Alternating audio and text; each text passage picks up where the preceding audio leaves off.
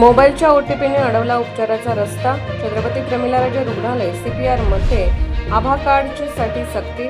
Smartphone नसलेल्या वृद्धांची कोंडी. आजारपण अंगावर आले म्हणून थोरल्या दवाखान्याची वाट धरायची, पण दवाखान्यात पोहोचल्यावर उपचारापूर्वीच मोबाईलवर आलेला OTP दाखवा अशी अट समोर येत असल्याने सर्वसामान्य रुग्णांची चांगलीच पंचायत होत आहे.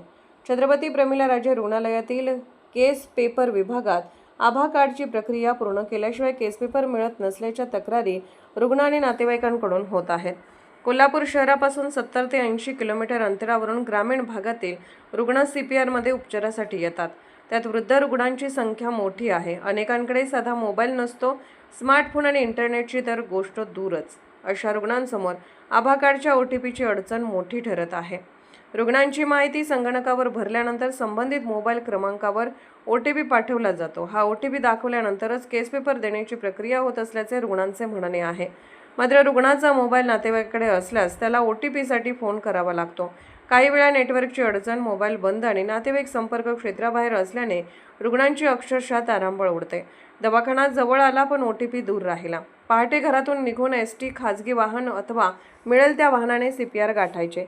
रुग्णालयाच्या दारात आल्यानंतर केस पेपरसाठी रांगेत उभे राहायचे आणि त्यानंतर OTPचा अडसर.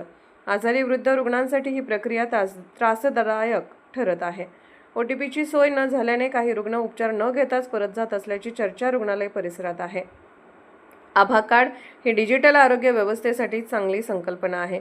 मात्र ज्यांच्या हातात स्मार्टफोनच नाही त्याला डिजिटल व्यवस्थेच्या बाहेर ठेवून चालणार नाही अशी भावना रुग्णातून व्यक्त होत आहे.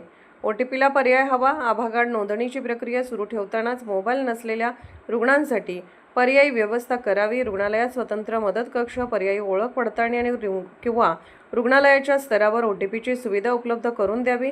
उपचार आधी, डिजिटल प्रक्रिया नंतर या भूमिकेतून शासनाने मार्ग काढावा अशी मागणी रुग्ण व नातेवाईकांमधून होत आहे. कोल्हापूरहून दर्पण न्यूजसाठी अनिल पाटील. निर्भीड बेधडक बातमीसाठी दर्पण न्यूज चॅनलला लाईक करा, शेअर करा, सबस्क्राईब करा. मुख्य संपादक अभिजित रांजणे, दर्पण न्यूज.